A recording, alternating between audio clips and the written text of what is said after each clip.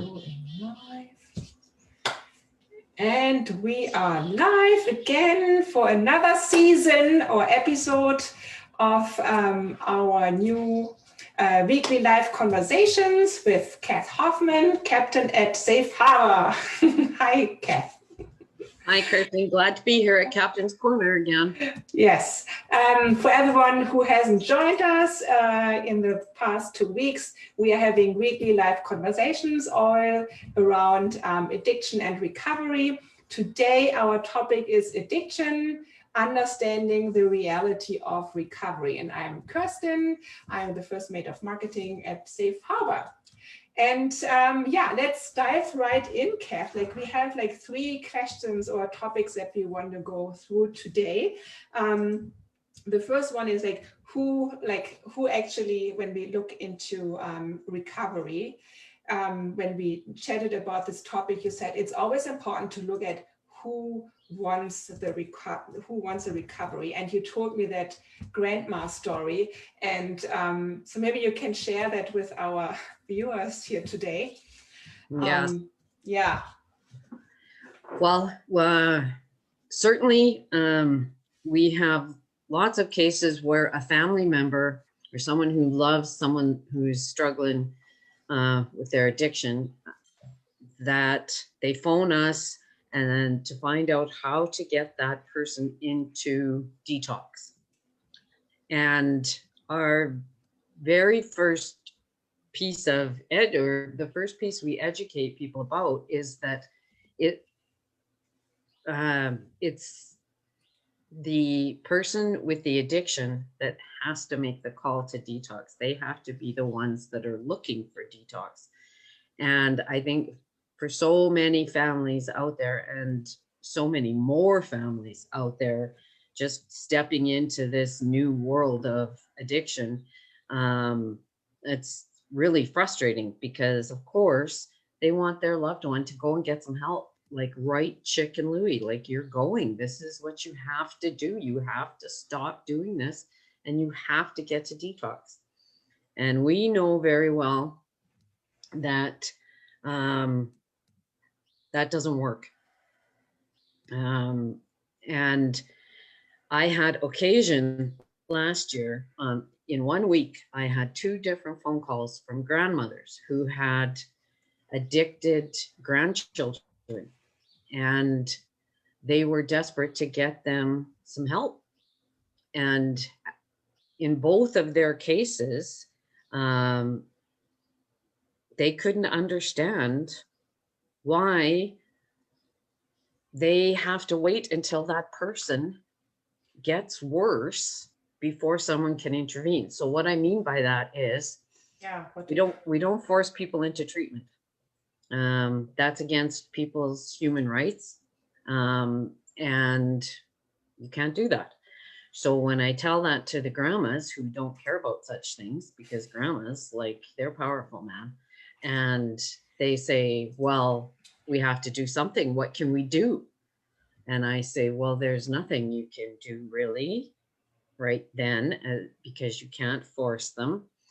And the only way anyone else can intervene is if that person is deemed a danger to themselves or someone else. And the grandmas say very smartly, they are in a danger to themselves. They've lost their job, they've lost their house, we're parenting their kids. How on earth do we have to wait until it gets worse before there's help available, right? Mm-hmm. And grandmas don't take no for an answer. And my heart just ached for them, both of them, because they were just so desperate for that to happen. And of course, everybody who loves someone that's addicted is desperate for that to happen. And I think that's probably the most maddening part of it, and the most frustrating part.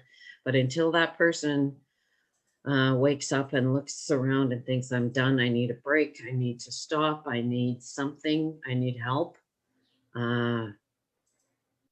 that's the reality of recovery. Thank you, Kath. And is that what you mean with until things get worse? How worse? Is that where the other, if I'm the grandmom, and like, what is it that needs to get worse? Like, what is that? Is there officially like a specific status They that need people... to be a danger to themselves or to others. So that means causing people harm or harm to themselves. So even though addiction looks very much like harm to yourself, it is not enough to remove someone and plop them into a treatment center.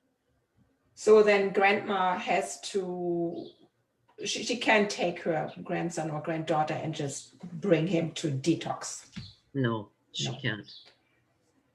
Ideally, she can bring them because he wants to go to detox, and she's there to help support him. But other than that, that's like,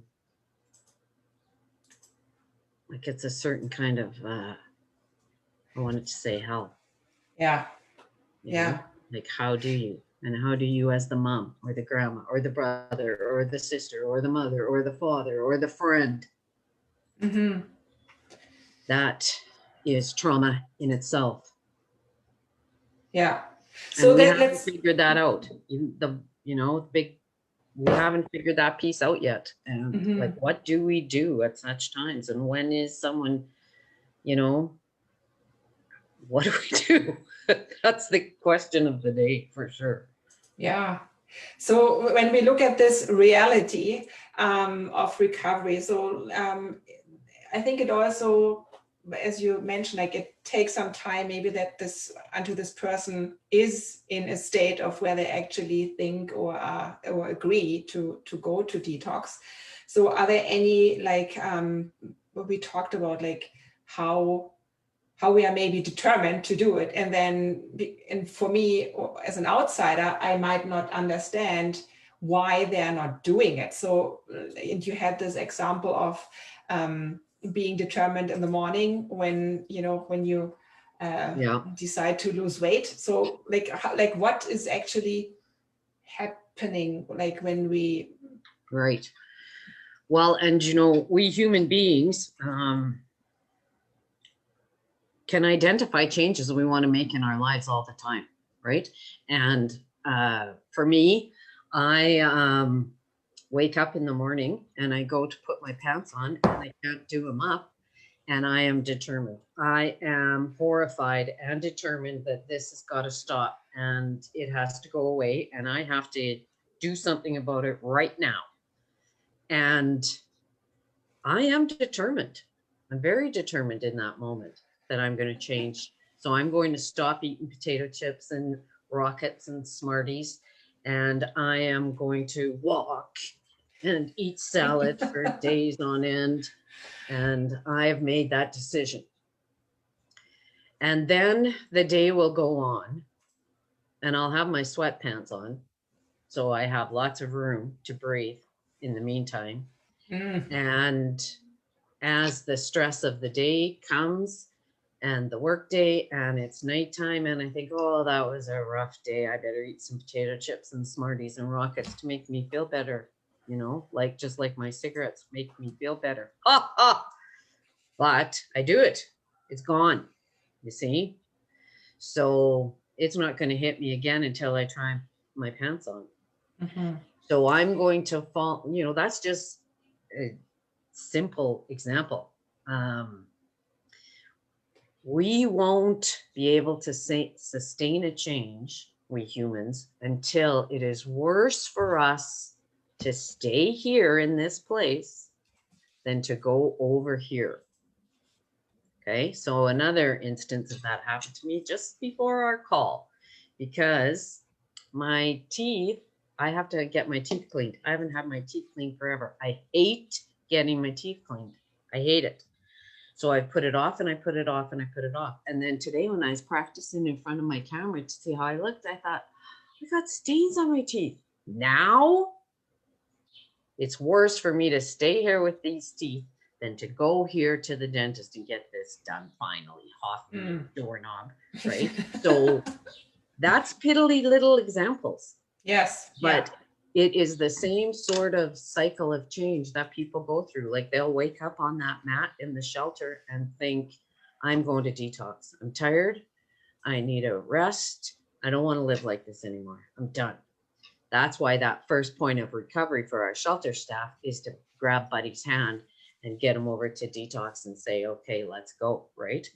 Now, the reality of recovery is that Buddy might go to detox and he might have a great stay for 7 to 10 days. And then if he wants to not just detox, but look for ways to help him live without addiction or minimize his addiction, then he's got to go to treatment. And depending on what that looks like, if he needs residential treatment because he's homeless and blah, blah, blah, blah, he wants to go to a residential treatment center. The reality of that is a 6 to 8 week wait. So then if he's experiencing homelessness, where is he going to be in that time between detox and treatment?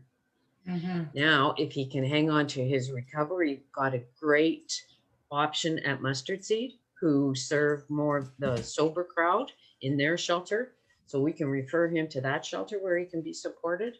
He can also still receive support from Safe Harbor because we have our sharing circles that go on. We have our Wellbriety program. There's other resources in the community he can connect to. So we can try and keep him in that, the environment that supports the changes he wants to make until he gets to treatment. But then he'll go to treatment, and depending for how long, that will be over. And then where? Because in reality, the only thing's changed is he's found new ways to live with substances, but he still doesn't have a home. He still doesn't have a job. He might need to find some money. Where is he going after that? And he can't go back home. Grandma said, you can't come here. And, you know, now, when we know the cycle of change, we know that there's a good chance Buddy, if he doesn't have the right supports around him or reach out for them, that he's going to relapse.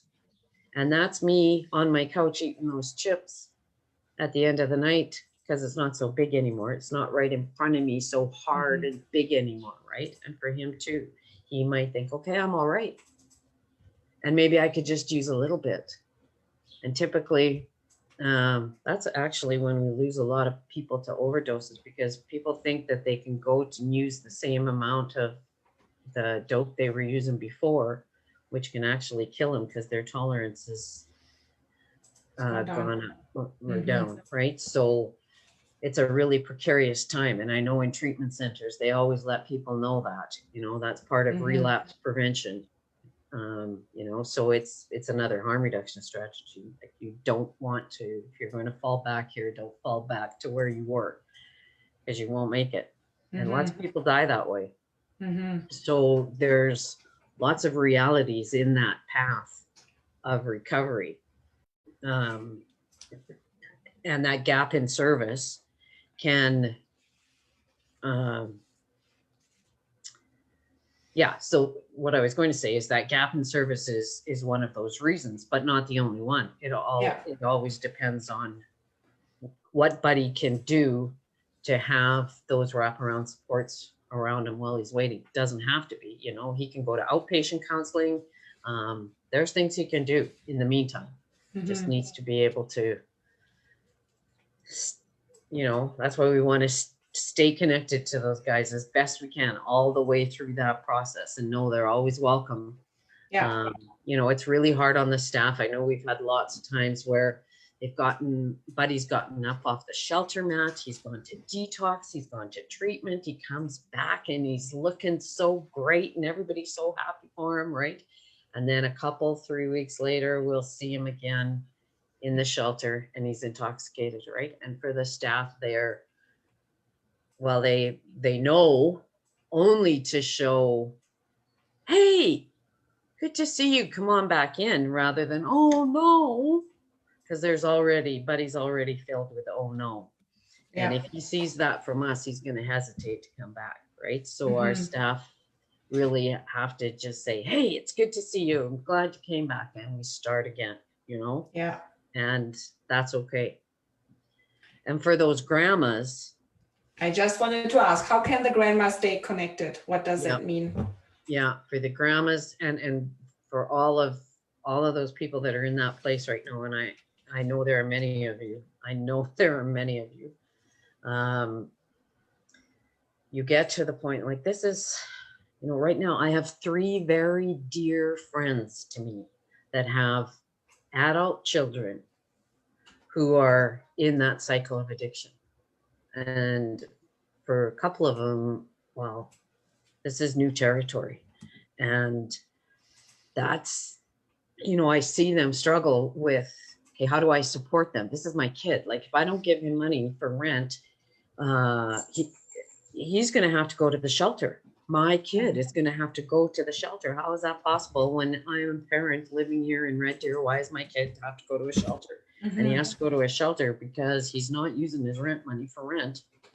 And you can't keep giving him money for that because you've got to help. You've got to take care of yourself through that, you know, and to build those little budgets. If you can't live with that idea of cutting them off completely, how much are you prepared to do during that month? And you can't go past that, or for everybody, it's different. But those boundaries are critical. So grandma can't let that grandchild back into her house, probably even after treatment. You know, it's still a precarious time. But that doesn't mean she can't love and support him. You know, maybe then she decides, hey, maybe I can help you now with some rent. And she decides that much, but those boundaries have to be tighter. You get sucked into that vortex and start living that life with them. And then what's left of you and the people that are in your home still, or your job, or whatever, right? And it all sounds so rational and logical when I say it. But when I think that parents are having to make those decisions or having to do those things, it's horrible. Yeah, I can't even imagine. Like, it's horrible. So you said one thing, Kath, that really stuck with me, and that's that always take the call. Like, maybe like in wrapping our session up, like, what does it mean? Like, always take the call. Well, because there are, you know, we think that if we're not helping them with money or a place to live, we're not doing anything to help them, right? And sometimes you can't. And that is a god-awful thing to have to accept. But sometimes you can't. But you can always take the call. And what I mean by that is keeping that connection alive, even if it's only on the phone, to say, I love you. I'm right here and I love you. But no, I can't give you money. And no, you can't come and live back home. But I love you. And that person then, the one who's aching for that connection with their families. You know, I worked with lots of people who, through their recovery, have said, my family had to cut me off, and I totally get it. Nobody ever resents their family from having to cut them off, because once their heads get better and their brains get better and they can see clear, they know that that's what they had to do. They didn't want to be living in that world either. Their family shouldn't have had to support them while they were. So there's not resentment there. There's understanding, you know, but my mom would always take my call. You know, and maybe I'm talking, mom, you got to give me money, or you got to help me, or whatever, and blah, blah, blah, blah, blah. She's just saying, I can't give you any more money. I love you. And, you know, I'm right here when you're ready to take some next steps. But even then, because mom, I'll go to treatment if you give me rent money. No, it's not going to work like that, right? Like it's a growing, it ebbs and flows because it's such a process. Yeah. You know, and it takes time. It takes time, and time is what you feel like you don't have when this is your kid and he's out there doing stuff, like all the imaginings. Where is he? Is he in a dumpster? You know, this is where people can exhale a little bit, knowing that Safe Harbor and Turning Point, and people who are kind of living on the edges of that world can help. at least there's someone there when I can't be there. Like, I want to know that there's someone there if I can't be there. Yeah. You know, someone who's can stand there when I can't. Yeah. And yeah. This is actually what we have heard a lot from people, feedback from our Facebook posts, and that they're saying, I know someone that has been using the shelter and they are fine now, but we don't know where they were at that point. And we are so grateful that they had a person to connect with, and that was the shelter stuff. Yeah. Yeah. Yeah. And offering up that hope, you know, very often we have staff quite often who have their own personal journey of recovery. Mm-hmm. And so they can relate then to people that are using the shelter in a different way than someone that doesn't, you know. And that can be a double-edged sword, because as long as that staff's wounds are healed, Mm-hmm. their lights are going to be so bright, right? But if their wounds aren't quite healed yet, a lot of the people will trigger them.